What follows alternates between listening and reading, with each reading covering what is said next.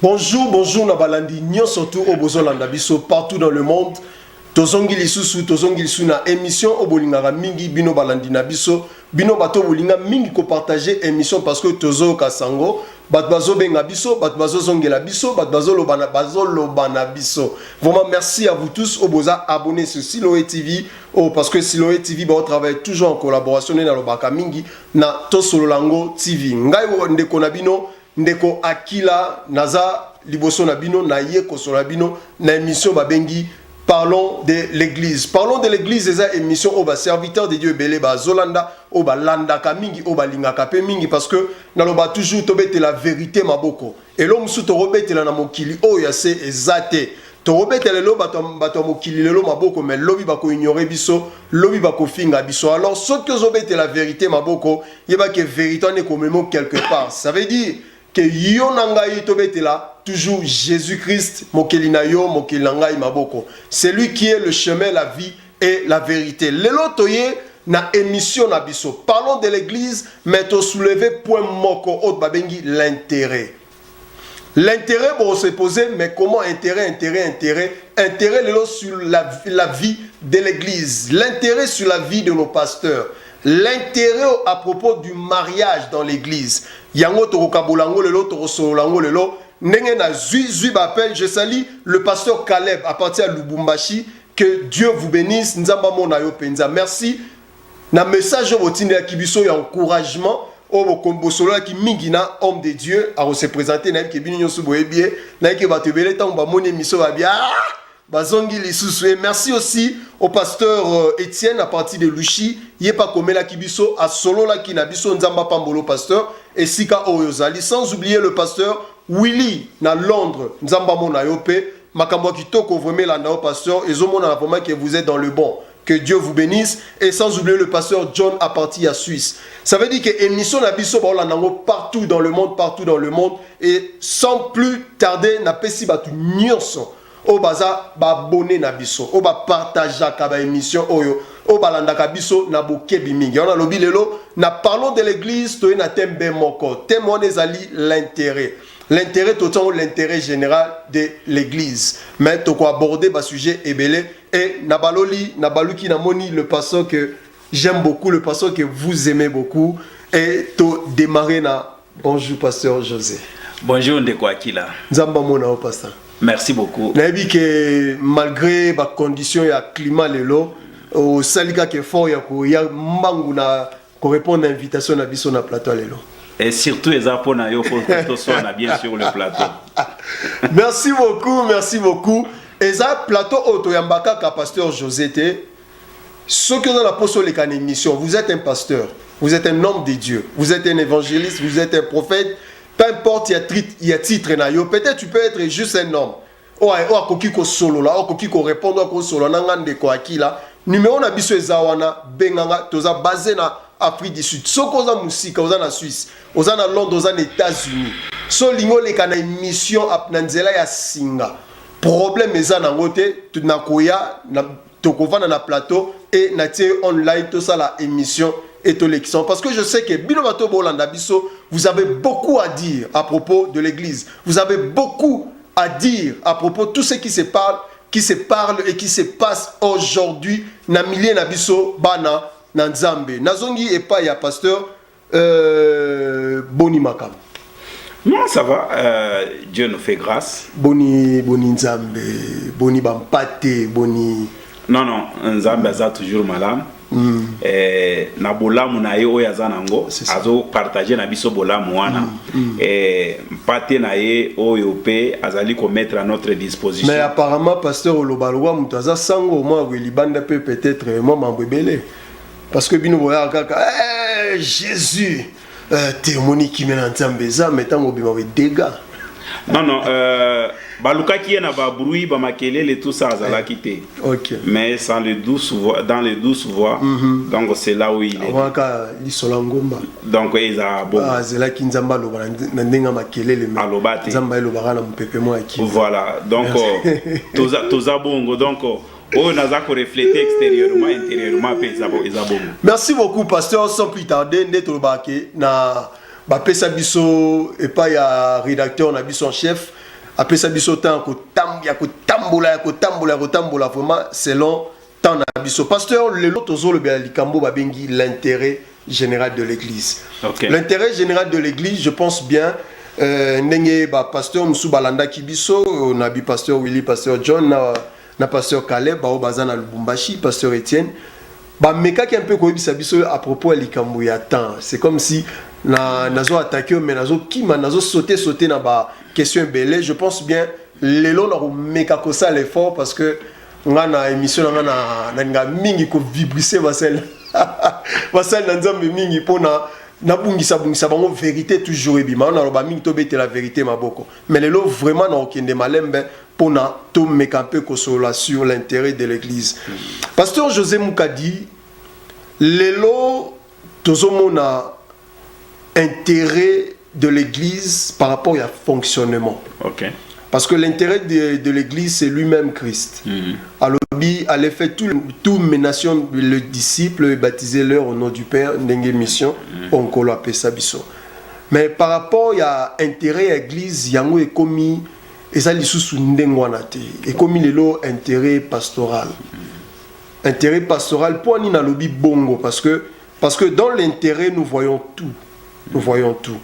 Bah pasteur lelo bobungisi intérêt à colo mais et comme mingi intérêt à ba ventricule, ça veut dire il y a beaucoup mingi ba opportuniste. Donc par rapport à l'opportunité qui s'est montrée dans cette église, automatiquement bino pasteur bozokota, mais vous avez oublié l'intérêt il y a église par rapport aux missions que Christ nous a données. Merci beaucoup. Ah, merci, bien-aimé. Na motuna na yo. Ngana koloba boye na je crois bien na sina loba yango na émission socialeka. Mutu oyo ayebi mission oyo nkolo abengela ye na ilanga na ye. Je crois bien akomona beaucoup plus kaka intérêt na Christ. Et surtout ce qui est allé vraiment na recommandation aux allés bibliques na oyo uti ko yebisa biso que je sais très bien que cela est biblique lorsque Christ va nous mandater en disant que allez et faites de toutes les nations mes disciples. Donc à une personne qui a été appelée à une telle mission, si réellement il est de Christ, moi je crois bien que il restera focalisé à cette mission qui lui a été offerte par Christ. Ok, merci beaucoup pour la réponse un peu moukoussé, mais moi Bozindo. En parlant encore de l'intérêt, je voulais souligner un petit point par rapport de là où nous venons. Oui.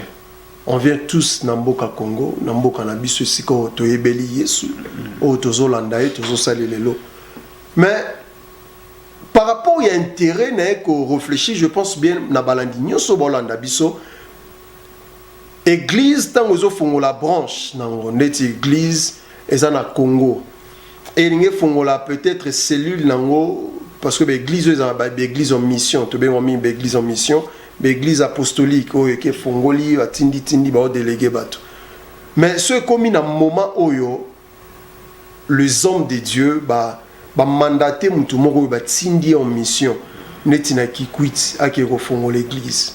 Ou bien peut-être dans cette église on a des serviteurs basa 10 mettons bazui bani ko pona liboso babiyo qui est en France yami balé qui est en Belgique yami balé qui est en Suisse pour na ofongola église mettons comme na moment qui ba fongola ba extension ya mboka na biso Congo peut-être dans ba province et comme un problème place wana et comme que moi bati na pasteur mo qui no fongola place tel habité pour ni botindi mutona kuna aki no fongola na Suisse parce que kuneza bien boti nanga kana ba kikwiti wana eza par rapport à intérêt ya muto na boti ndaeto eza nengeni.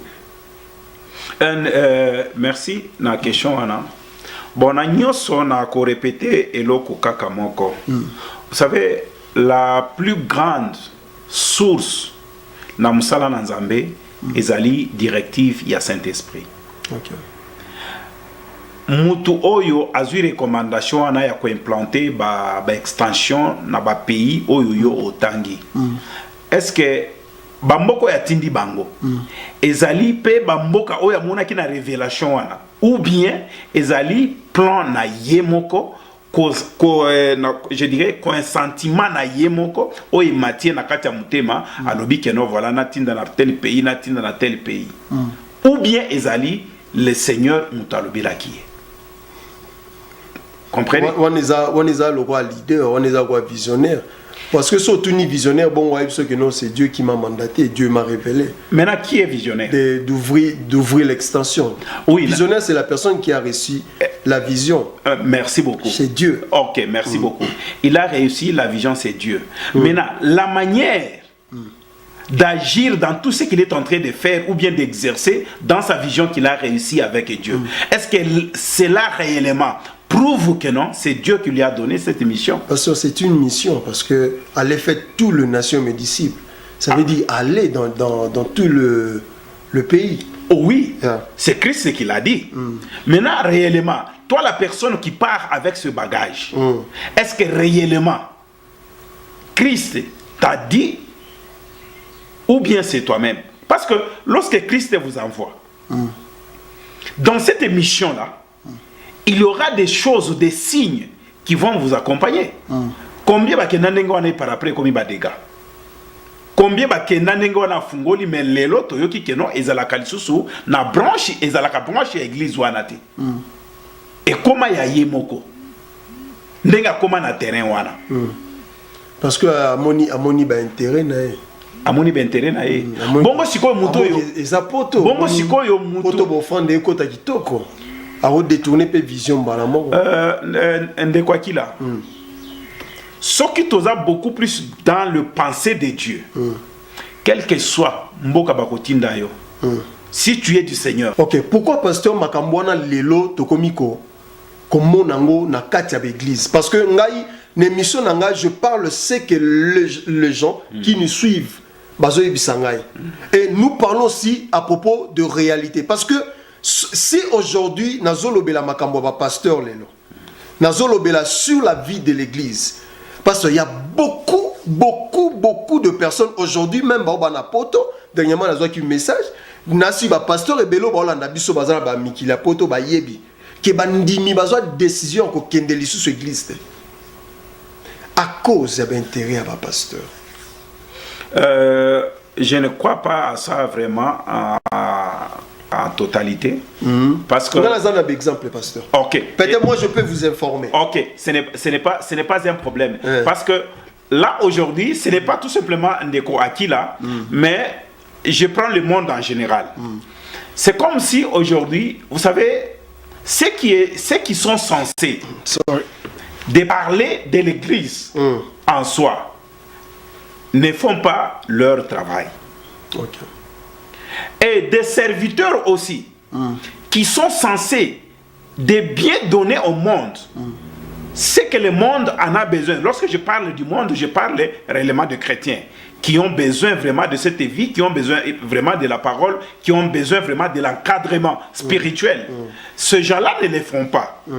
Donc on ne peut pas, mais on ne peut pas prendre tout simplement l'hypothèse de dire que non, tout ce que l'église est en train de faire n'est pas bon. Ou soit tous les pasteurs, et des fois je réponds à certaines questions, c'est parce que je suis votre invité. Je dois répondre par rapport à vos questions. Mais en réalité aussi, il y a tant de choses que l'église est en train de faire aujourd'hui, que même le gouvernement aujourd'hui n'est pas capable de le faire. Mais l'église le fait. Comme quoi, pasteur? Comme quoi, je dirais, imaginons que ce que le monde est en train de traverser aujourd'hui comme crise. Si l'église n'était pas là, aujourd'hui on allait vivre du Sodome et Gomorrhe. Et s'il y a quand même une réticence à certaines choses, c'est parce que l'église est là. Et l'œuvre que l'église est en train de faire, c'est vraiment une œuvre qui est vraiment très très primordiale par rapport à ce que le gouvernement a fait. C'est d'abord, l'église est en train de construire l'être humain par la conscience. Nous sommes sur terre, mais nous savons très bien que sur terre, le ciel nous avait déjà donné l'orientation. Parce que la Bible nous dit quoi? L'Éternel dira que non, je mis devant toi deux chemins. Le chemin qui mène vers la mort et la vie. Mais je vous conseillerais de choisir le chemin de la vie. Alors l'église aussi, par ceux qui ont compris et qui sont restés dans leur vocation, marche par rapport à ça.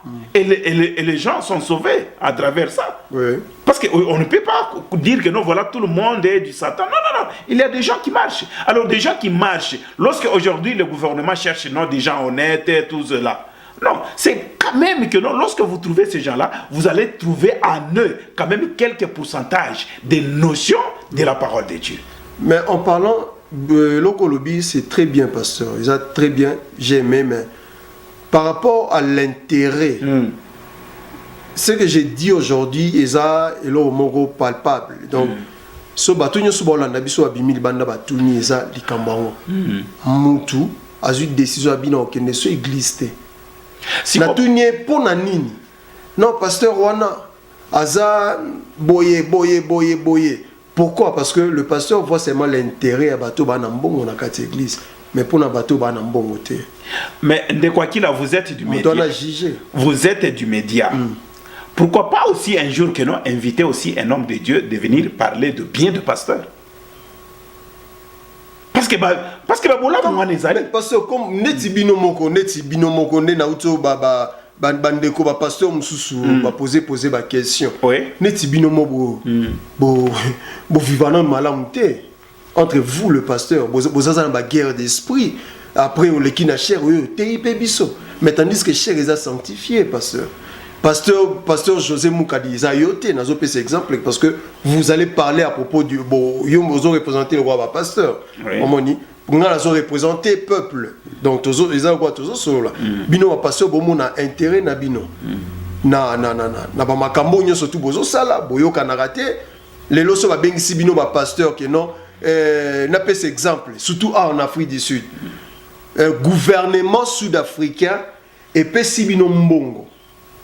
Et puis que notre décidé to pe ça ba foreigna ba étranger to benga ba foreigna ba pe ça église ba étranger mbongo pour na ba luka ba soutenir ba to bazana ba problème soki mbongo wana ekwe na maboko na bino ba pasteur bozanga même ko kabola mbongo wana ndenge sengeli o lo intérêt na ye o ko mon intérêt na ye o ko senga église na suka na bino ba pasteur bokangani binemi.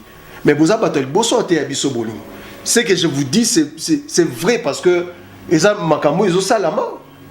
Pasteur, Pesi Binombongo, Bobundi, Pasteur, Fingani, intérêt en Zambeza, Wapi na Makambo na nyos. De quoi qu'il a, Makambo Zolo, Ezali totalement vrai, tout comme ils appellent totalement fauté. Mais le problème est vérité, c'est que non, la réalité, wana, Ezali. Si la réalité na yango nande zo bando lo ba na bino ba passer. Yes. Mais batwa na toboité parce que être nyonso za faillible. Yango toboyi ba accusation nyonso wana te. Mais tant lobi être nyonso faillible, vous les hommes de Dieu vous a faillible na nambo. Non, en tant qu'être humain, na koki ko sala erreur. Erreur est humaine. Non, erreur est humaine. Nzamba maman. Non. Tolobeli kamama ya nzamba. Tolobeli kamoya. Chocho pasta. Yango nga nazoloba. Yango nazoloba ke bakisation nyonso wana o ezali fait sur les pasteurs. To boyi yango te. Ozomona. Yango ozomona ke non. Lorsque on veut par exemple koloba ba vérité mususu. Oyebi ke non. Banda to bandi ba émission o. Nga na site j'ai déjà 2 appels. Que non, un homme de Dieu a aussi la remarque pour dire que non, toi au lieu de défendre les pasteurs, mais c'est comme si tu es en train de défendre ce que votre ami dit. Yeah, là je sais, ok. Voilà par exemple. Or, dans tout ce que nous sommes en train de faire, je ne fais qu'enrichir le royaume. Voilà. Oyo a sepeli na oyo na lobité. Peut-être ce qu'a se retrouvé na kati alikambouana. Mais ce n'est pas en me faisant des remarques pareilles que non, cela va changer peut-être mon avis. Voilà. Mais moi je sais à ma conscience que je parle des choses qui sont bibliques et réelles. Vous comprenez? Parce qu'à l'obaki na likambouana, à l'obaki pourquoi ndengwana? Parce que j'ai parlé sur l'association des pasteurs. Mais l'association de pasteurs, combien d'éléments là? Bon, il y a l'association basée 10 pasteurs. Bon, c'est l'association là. Morotan wa longo bino wande owe la pouvoir. Te zangai nous batons sur bazo longa. Si yango na likambo na bengi likambo intérêt. Yango nazo lobela nazo répondre si. Pasteur Mora Wuti Poto aye. Mais pasteur Mora Mundela ngo sa convention na ba Congo ndenge ezalaki. Abi que non nazo ya ba tembongo ebele mais on connaît l'histoire. Oh il s'est passé belé ba pasteur ebele ba papa na biso spirituel sont disant et ba liambongo ya musala ya Nzambe. Na yango so poser une question ba biso que non c'est lui qui travaille à l'hôtel mange à l'hôtel. Na yango nazolo babu. Problème ya bato ezani. Bato bazaka ka focaliser et côté moko. Côté ango ezani côté ya bato ya mabe. Mais côté bato malamu personne n'en parle. Mais na bato bazo sala mabe wana. Et loko nini biso tozala ko ultra to sunga na Siloé TV. Ezali akoloba ete bandeko oyo bazo sala misala wana. Eza bien té. Voilà. C'est tout simplement na yango message ya Siloé. Yeah. Makambo ezo bato bazo sala ba pratique wana. Yeah. Fois passé vous m'aviez posé la question. Est-ce que na église na bino bisika yo ozako evre? Bisika ngana zako evre? Est-ce que bana na Nzambe bazo assistance? J'avais dit oui. Parce que ce sont des situations réelles que nous vivons. Vous comprenez? Là je défends carrément. Na kenda na église mususu na monape collecte salami enveloppe kaka wana bazu bakangi ba pesine de côté. Bato ndingo wana pe bazali mais na boyite ke no ezala ba serviteur pe ce qui bible les a ko reconnaître ba oyo bazo sala pona mabumu na bango. Bongo siko ngana ko boya bango na pasteur ndeti ba moment ya ba corona o bo sambo ki ya pasteur. Tenga na sambo ki te? Non ngana sambo ki te. O sambo tendeni mabonzi wana ko tete pasteur. Donc ba pasteur ebele ba leli tozomona même na ba réseaux sociaux parce que pasteur nyonso to côté réseaux sociaux. Oka mususu pena vandi na téléphone na ya soka ko komi message nazo prophétiser pour notre monde ba voiture ebele pasteur. Les autres taka ke parce que bandimi abatu bandimi bo vanda ki na ba vanda bona banda kuna bango parce que na minute na ba bazo kende ba kende prière te ba banda obimate shopping ezala quitté peut-être ko bima boye ko kutana policier tunyo tu vas au c'est non la ke peut-être ba ko escorter parce que covid ezaki tout le salle tout le shop ezaki au kangama. Alors ba pasteur il faut église futa ndaku église faut ça mais organisation ezaki mabe réseaux sociaux polaki Facebook live ba pasteur ba na ko seme siko tangu bino mo ba pasteur bo sa ba makambo na bo mona te mais lorsque bandimi bato bazolanda bino ba bandi ko loba mabe o bino bo sala bino ba pasteur botomboki boyo yebisa biso ke ne touchez pas mais on siko bible bino ba pasteur botanga yango peka biso tozotanga siko compréhension ngo cette bible ngo bongo ni to elogoni pasteur parce que na lockdown boke même akasi. Bon, na koloba boye na lockdown ko kemba vraiment neti na kananga na koloba keno ko kembe zalaki kaka manque ya liberté wana ya kotambola. Oui, ndenge toka neti ya wana Afrique du Sud tozalaki kaka na bandako surtout confinement oyo keno ba permettre ki mutu ko bimate tozaki na bandako. C'était vraiment difficile. Mais pourquoi je dirais que non, ce n'était pas difficile vraiment pour moi parce que oyo nyo ces alliés accusation. Je crois bien, j'avais prêché sur les réseaux sociaux, mais Natikala ko ça l'appelle. Ce terme en accusation, mais c'était vrai, non? Natikala, non. Les gens parlaient de ça. Les gens qui ont parlé de ça, ils ont vu ça. Ok. Yeah. Tout comme moi aussi, je parlais aussi de ce que j'ai vu. Ok. Il faut qu'on réponde parce que les invités, il faut répondre par rapport à bah téléspectateurs bon là. Oui, et nayebi ke abo accepter ngo siko yo nakoki ko accepter ko répondre likambo oyo na mona kite na zana témoignage na yangote parce que peut-être mutu oyo abenga ki yo peut-être apesio likambo wana peut-être akosi na ye parce que lelo ezali beaucoup plus ba pasteur nde ba memi mabe nyonso or avant to comme ba pasteur ou bien to ya mabe ezalaka déjà na mokili mabe ezaka ka ba pasteur muto ba memi mabe te mais pourquoi pas ndenge ba lobela ka makambu ya ba pasteur mais il y a sur cette terre il y a des gens qui sont criminels plus que des pasteurs mais bino nde boza ba pasteur lorsqu'on parle d'un chrétien musulman ko sala mabe et ganga lokola mo Christ te problème nangai bouddhiste arosala mabe ko ganga te lokola chrétien tozwa pas inam soki inam so babenga mo banani imam alongoli bilamba tikali nu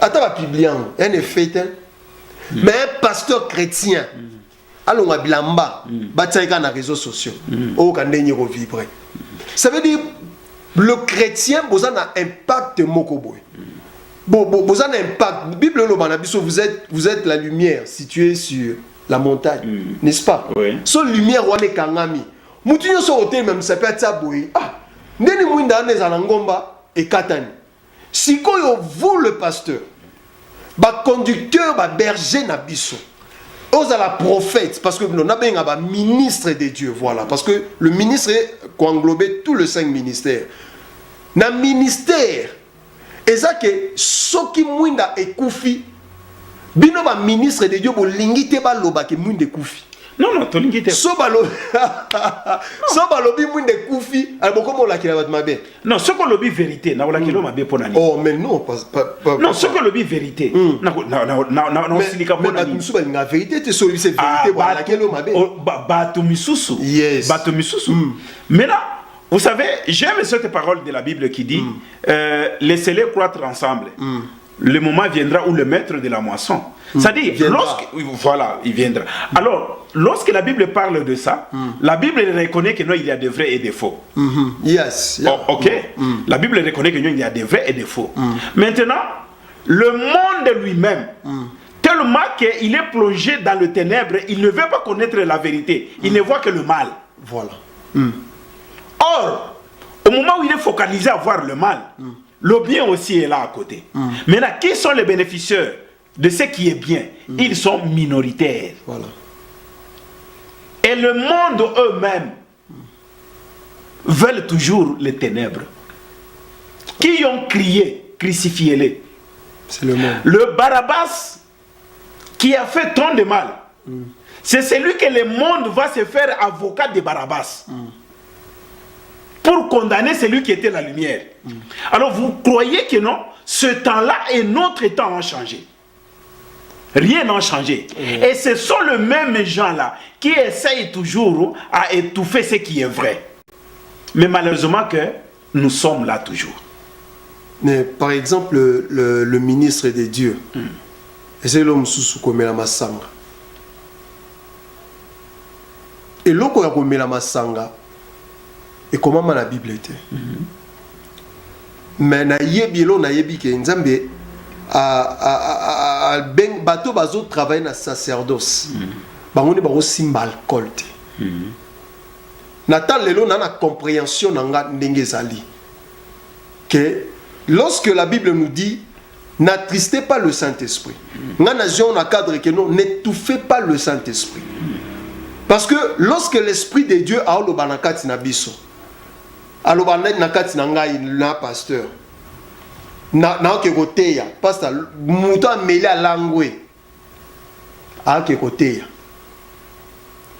et lokwana na ba pagano na bato peut-être bayebi Christ te na koma pona na question bayebi ke ata tous les téléspectateurs balanda biso bayebi so ba moni pasteur amelika masanga mutu nyoso tout a disqualifié mais il y a des pasteurs qui acceptent de prendre de l'alcool et sans pidère, parce que ça n'a pas écrit par rapport à l'alcool et le Saint-Esprit.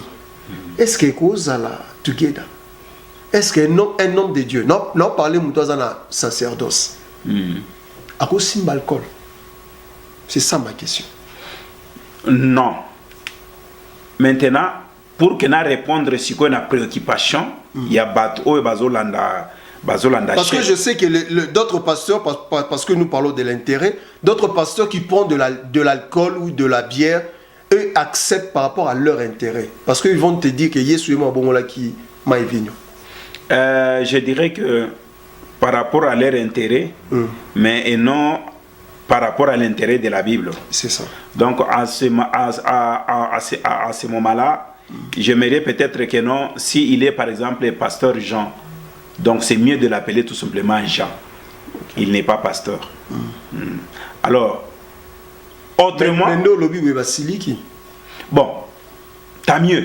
Mais moi je sais que... Mais on met la vérité, ma bonne. Voilà, vérité, dans le coup, moi c'est là. Donc, et là, on a beaucoup plus conscience par rapport à Onazo Sala. Na ba pasteur Oyo, par exemple, bazo Zobasi Abato, Masanga, escroquer l'argent, des fausses prophéties, tout ça. C'est par rapport à leur intérêt. Intérêt, ma bonne. Ok, ton dit mango bongo par rapport à intérêt na bango. C'est que moi je pourrais dire que le peuple de Dieu puisse avoir le temps de discerner. C'est l'unique des choses qui peut mieux nous aider. Parce que même la Bible nous dit de ne pas rejeter tout ce qui est comme prophétie. Mais qu'est-ce que nous devons faire? C'est les discerner. Maintenant, réalité mususu, kaka bato bazo bengayo, kaka bato bazo komelayo wana. Bango de balingaka o eza ko tirer na miso. Voilà. Lorsqu'ils vont se retrouver dans une église là où vraiment il y a des règles vraiment à suivre, des principes,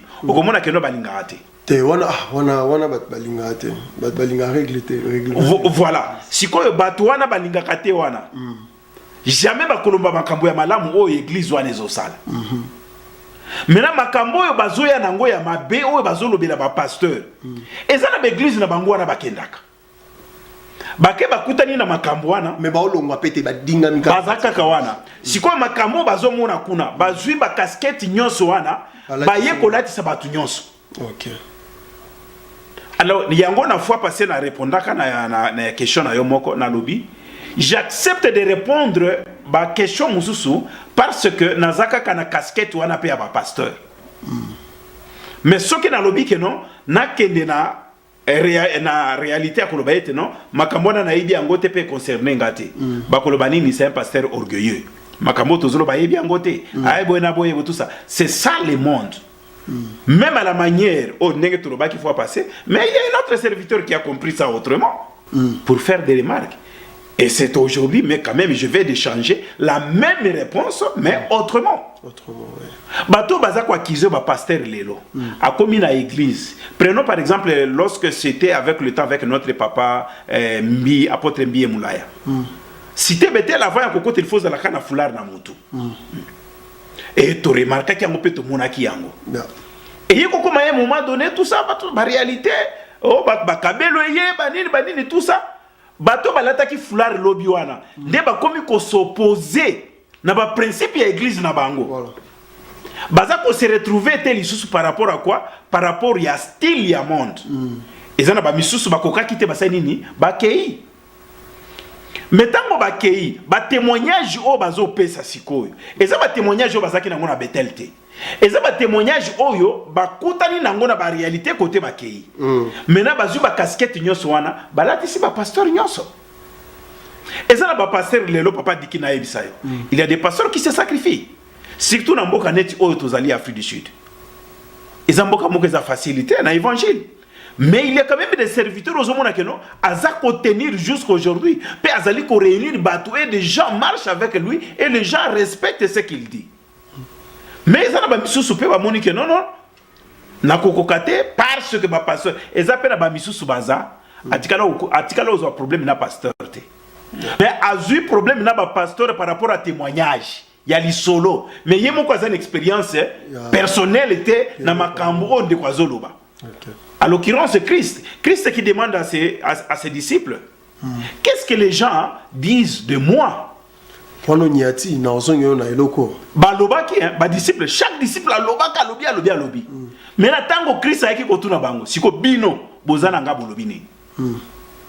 Courage ya makambo balobaki liboso, ba répondra ka bongote. Et comment que sikoyo que non Christ, il faut minimiser siko révélation par rapport à ba réponse à yoke pas ina ba disciple naï. C'est ce que nous vivons aujourd'hui. Pasteur, à propos, entre parenthèses, parce que Tozo Kende point à te citer, non, si ma 2 points. Likambo tali témoignage. Oui. Il y a Basali Nanzam. Et logo Utikoloba. Le long na kati ya église, ba pasteur balingate ba sa bomba remarque. Azanani. Na ebité so ebisi que non pasteur tali logo boy za mabe a télémelio. Abi eza vision nanga. C'est ma vision plutôt. Dieu m'a parlé. Nzamba lobeloté, Dieu m'a parlé. Mais tandis qu'un témoignage à ma baie, maman ça n'est bien. Un pasteur qui couche avec d'autres femmes, un pasteur aujourd'hui, alors bah moi si abattu, qui est faut na oendre yo. Tandis que pasteur pas à la salle un massage te. Parce qu'on oendre yo wapi. Mais après il que non c'est ainsi dit l'Éternel.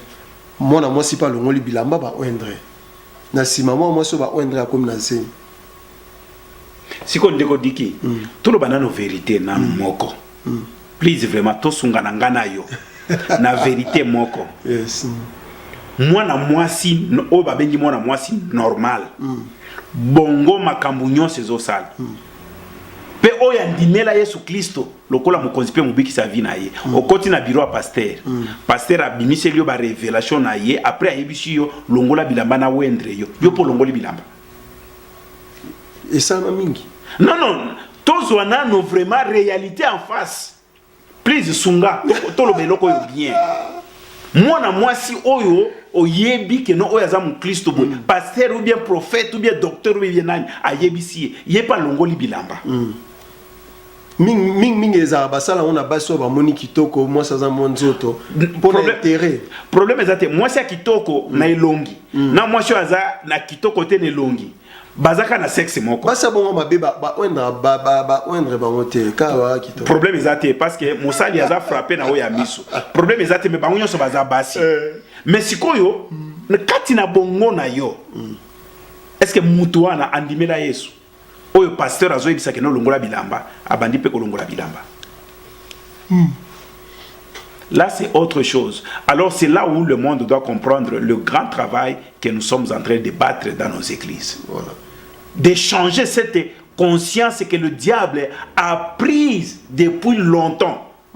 Oyo Bible zolo bakeno omoni muto atelemi mais en réalité muto azawanati. Voilà. Donc mutu moko boye oyo na génération capable to utaki ko débattre sur thème moyen sur ba point moko ya ko bakeno ba homme animal oyo même Bible et yebi bango ezolo bila bango. Omoni mutu mais azane nyama aza ko agir na ba instinct. Maintenant lelo bato bazo subir makambu nyonso wana ezali biso église parce que église lelo en général toza arche de Noé tozo yamba tendance ya mutu nyonso. Maintenant nous avons un grand travail ya kolobaete il faut changer bato wana. Mais maintenant le travail là qui se bat bato bele ba mona kaya ngote. L'argent c'est quoi? Soki na kozonga na mutu na oyo uti koloba makambu ya confinement. Je n'ai fait appel des fonds à personne. Que non, voilà, parce que tout ça, confinement, tout ça. Mais na zo ba aide. O que non, on voit ni moutouye moko bengio. Pasteur, qu'est-ce qu'on peut faire? Comment je peux t'envoyer? Donc, kotambola na bo sembo na nzambe. Ezana ba fruit na yango. Et bah fruit na yango eza ko encourager biso lelo quelle que soit notre position de marcher comme ça parce que to savourer déjà bah fruit il y a ce que nous sommes en train de faire avec Christ. Parce que na to comme na suka na bato nyoso ba Holanda biso moi avant dernière question na biso pour te citer je pense bien ba te belé ba connecter ba brancher ba Holanda biso ba pe na posa ko kan. Pasteur est-ce que oyebi que vous entrez biso. Oui, qui va pasteur belé ba kota lodge. Oui, azali. Ce qui n'a dit miango oui parce que nazala qui peut nazali parmi bato OK non. L'un des aînés a sollicitanga. Abino eza mabete eza bo mais tango ngai moko à ma connaissance banalise na naye ko sana bino non et lokazo linga ko yebisa ngai na comprendre awa ezali akondima ko sadere na makambo yo mais makambo yo eza propreté eza ténèbres. Mais il n'a autant de sollicitations qui ont ya ba lodge. Mais le long de tout le monde n'ande bande comme Hollanda biso. L'église n'est pas fouka. Et quel bosso. Papa dit qui à ma compréhension na musala nzambe oyo na comprendre que non nazana deux lieux de vivre. Parce que la réponse on est tellement simple que na ndinga matériel ni mon naie. Église comme nene mam mieux c'est comme nene. Selon yé mais pas selon ga. te na misu te so to moni vraiment que tant ba tanga ba église a minene. Oui, so tango ba tanga ba église a minene selon bato ba lingi makambo a minene. Tango ba moni église neza munene. Mais siko yo boya ki point. Na boya ki pona nini? Yango na lingi na répondre yo siko. Siko répondre. Na ko répondre yo boye, nazana deux lieux. Oyo Bible et pesanga assurance ya ko vivre. Alors, ce qui n'a pas assurance, on a parce que na que Bible ko ko sangate. Ezali que non, na bisika na za sikoyo. Il faut na vivre bien. Mais na ko vivre bien, on a ko vivre awa, eza temporel. À un moment donné, na ko quitter corps oyo. Pe na ko quitter lieu oyo pour les lieux célestes, pour l'éternité. Alors c'est mieux na tambo la vie on a moni elengi lelo. C'est mieux na bénéficier na o ezali éternité. Pour o ya lelo et c'est pesinga déjà côté na wuti na côté na kosukila. Et yebisinga déjà que non nazali pèlerin. Mais maintenant la vie éternelle ba yebisinga que ezali vie na ngai ya libela. On a ko vivre o bomengo ezakuna. Donc c'est mieux na marcher pour que nazoa possibilité à kokota na ezali vie éternelle. Mais na ngota la bandeko nyoso ba Holanda biso parce que to comme na suka. Merci. O lo banande komo kwa Zolanda. O peut-être cause la ene na yo, à cause la muninga na ona foi. Bo yamba Yesu tamoko peut-être ndeko mo zoninga pe abima. Mais c'est un homme de Dieu, ba proposa yepe. Akota ba masolo ana po akoma na nguye bele. Na habité l'oni au conseil après na lobano lisu likamoko au pesa lisu batumsu conseil ba Holanda biso. Merci beaucoup na ndeko oyo azoluka ndenge ndeko alobi ke non azoluka abima na kopesa kaka toli kuluka kobima na ba effort na yote parce que musala oyo zolinga o sala tango kobima wana ezana kolona yango. Kolona yango nde azali maître ya grâce oyo ozana yango. Alors lo ngana ko senga na yo ezali kaka keno zala focaliser et tikala beaucoup plus à l'écoute ya maître na yo que au sala oyo eza posa ya motema na ye. En tout cas ko forcer le côté ko bima avec toute facilité. Voilà un peu oyo nakoki koloba. Na ndeko oyo azoluka abima azoluka sala ba effort personnel na ye pour que abima na musala nzambe te ko sala ngobongo te ko bima ndenge ya lodge. Oui yango nazoloba soki mutu azosala ba effort na ye moko abima nini nde bisika ko koma na biloko wana yango nazongisi ye epai na maître po bato bazokende na ba lodge wana bazoya kaka na kombo ya maître wana moment waza ya maître wana te. Bango baza ya lodge mais yango nazoyebisa ndeko oyo azolinga abima na musala nzambe en tout cas please tikala tambola na nzambe na yo mais soko lingi obima que non okende côté kuna yeba ke obungisi nyonso mais parce qu'on dit au kata émission sikote et lo moto ngolo belo mo matinga ya toloba ki on pelika monction ba pasteur ko oindre basi abatu. Mais si on attend bima na ba pasteur on a spirituellement likamo boy komela bango te. Kanda nzambe za likona bango te ba sœur wana ba bima na ba pasteur. Bandima kango te meza biloko za réel. Parce que ceux qui bandima kango mbele batika ba pratique wana. Mais lokola ba continuer ka ko sala yango ba baza ko continuer. Lokola nano ba moni conséquences na yango. Parce que bino ba pasteur so bokoyi bon kesenga bolimbisa alors muto za période d'achoppement. Na basenga ka bolimbisa. Mais n'oublions pas que ezana verset où elobi que non les conséquences de votre péché vous atteindra. Pardon za bayoka kanayi. Prenons par exemple que non na koyi na ekobu na ndeko mwasi. Et que ndeko mwasi azuizemi. Ngana ke na sengi pardon.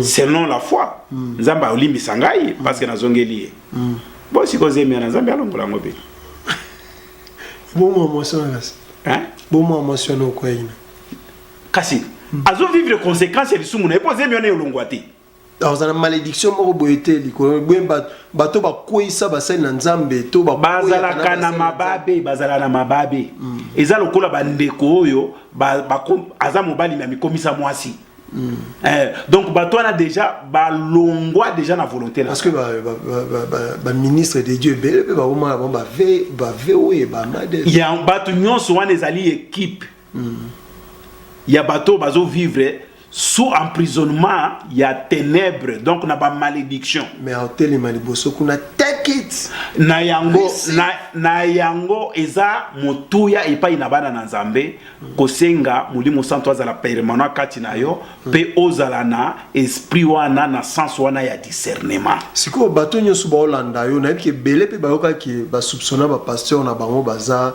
ba otambola nyoka mais bazana bandimate.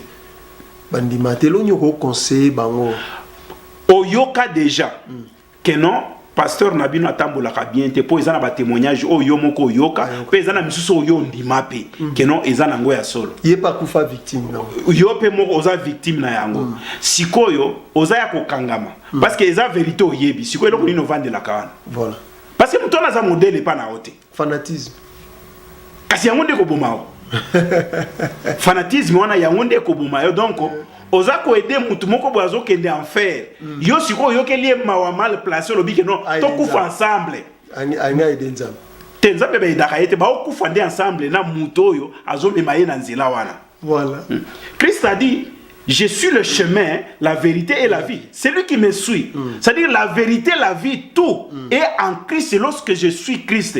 Maintenant, yoza conscient que pasteur nanga tabola bien te. Ndenge na zabo makambo azote ya na chere za lukuta. Ngana bimana e 2 fois, 3 fois. Siko ovande la kana église wana. Oyo ka liloba na Nzambe ou bien osala ka ekobo. Peut-être intérêt. Quel intérêt? Comme intérêt là n'a pas ça parce que tomba ko ya lichochoza. Mbongoza. Amowei. Merci beaucoup na balandinyo surtout ya Siloé TV en collaboration na to Solango TV. Ngai ndeko na bino akila na lela bino na pesi bino mbote na temps o na moment oyo na ba heure to zubino ya kovanda ko landa émission na biso. To komi na suka s'il vous plaît. Motonyo soto azolanda cloche ya notification et ça on a juste so s'abonner cloche de notification afin que lorsque tu as ça ba émission pareil et bandole la na téléphone na yo ngon après erotina yo okota na otala émission to tranche na bison ya sika tranche lelo tolobeli na likambo etali intérêt omoni to bengisaki papa na biso le révérend pasteur José Moukadi to solo linae na sepane mingi pourquoi parce que lobaka vérité la vérité blesse la vérité tue omoni vérité bomaka parce que mutu muso akomita mbeli po ba c'est vérité que moi si na yo abimara na lekina mobile. C'est la vérité. On a Siloé TV nato Solango TV to lobaka to bête la vérité maboko. Parce que la vérité c'est lui-même Jésus-Christ. Je vous aime beaucoup to komi na suka avant d'appeler ça pasteur appelle ça à saluer quand même ba héros dans l'ombre parce qu'on aime que le pasteur José Moukadiye appelle ça Ming Mbote na ba héros dans l'ombre mingi. Je salue maman Leda Nyombo à partir à Kinshasa na Upen. Bande kwa Upen na pesi bino nyonso tu mbote et surtout bato ba na avenue Marine numéro 23 salon na biso salon moko kombo nango blessing Maman Leda donc salon blessing na ota adresse boya mingboya kokati sabasuki na bino na référence nango za ancien prestige dans ancien prestige wana des places oyo eza référence au du komika kano tunimba moko barola kiso salon na biso babengi blessing au kota ona ba kato suki kitoko alati sarape ba marié asala makamyo su organisation même ya mariage azwakango vraiment na maboko. Je salue aussi BBM couture en Afrique du Sud na benga ke grande sœur propre yé atonga bon mon ba publicité donc so monga ne la mama puta iba ke ene mutatonyango. Merci beaucoup na bino nyonso tout na tikeli papa José a pesape batumbote yambo ete to clôturer. Merci. Ok, merci beaucoup na bande konyonso oyo bandimi ko apporter vraiment Pierre na bango pour que Siloé TV et ko kosala musala oyo eza kosala to pesi vraiment merci beaucoup pe to allez ko encourager beaucoup plus Fondation Foka pour musala nyonso ezali ko salema na papa na biso honorable na biso Ogi Kalonji que nzambe vraiment a pambola bino nazali ko remercier lisusu maison ya pasteur Adam maison moko kitoko makasi na Best Valley. Okay. Baza ko sala ba réparation vraiment de haute qualité ya ba frigo forme nyonso ya frigo baza ko bongisa faut-il super climatiseur en tout cas azape parmi ba membre oyo baza ko soutenir Siloé TV sans oublier église Jésus Lumière des Nations vraiment Nzambe apambola bino mingi toute la grande famille surtout les serviteurs de Dieu bosé belé en tout cas moyena tanga bino lisusu ezate parce que chaque jour ba pasteur baza ko bakisama na ko benga biso na ko s'abonner na Siloé TV naza ko remercier du côté de Lubumbashi notre sœur Dorcas Kumbusa, merci pour notre soutien na Siloé TV, toute la grande famille au niveau de Lubumbashi, pasteur Caleb, vraiment que Dieu vraiment vous bénisse. En tout cas ici en Afrique du Sud, Boza est belé, Nzambe vraiment à Pambolabino vraiment au nom de Jésus. Nzambe à Pambolabino, merci beaucoup. T'écoutez un prochain numéro, toujours avec le pasteur José Moukadi. Que Dieu vous bénisse. Merci beaucoup. I have a message for you. God has sent me to you. I have a message for you. God has sent me to you. Listen, them say, them tell you, say you can never be the one. God say, make I tell you, say now you him choose in 1 month, in 1 week, you will sing a new song.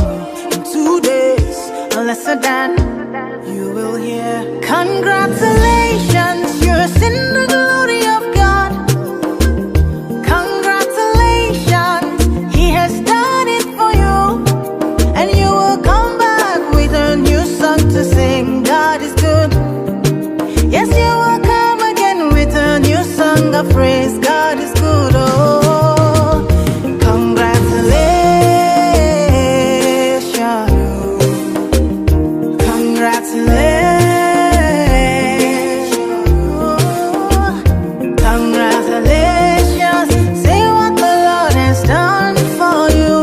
Congratulations. God is good. Them say that I can never be all that I see. I've seen that God is greater than that. Who can battle with the Lord? No, nobody. Who can change His mind around me? Through many years, in many ways, I have seen His faithfulness ever and ever. Congratulations, I have seen the glory of God. Congratulations, He has done it for me, and I have come back with a new song to sing. My God is good. Yes, I will come again with a new song of praise. My God is good. Oh, congratulations.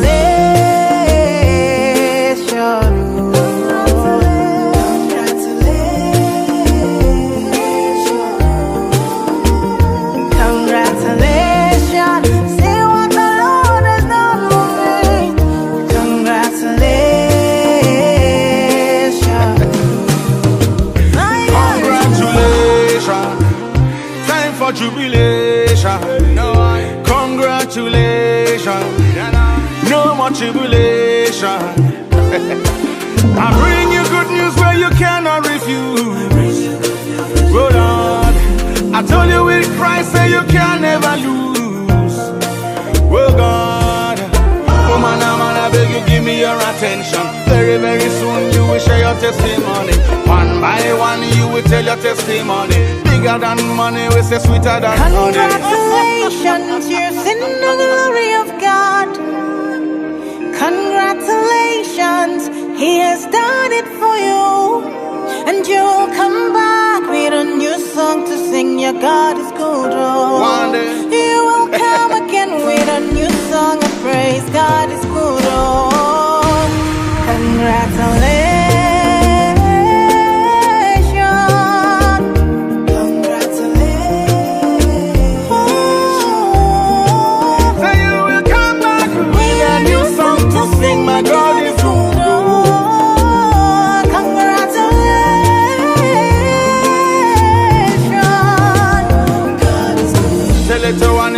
Tell it to all. Sit up on the rhythm like a king on a throne. And I put you boy alongside the day.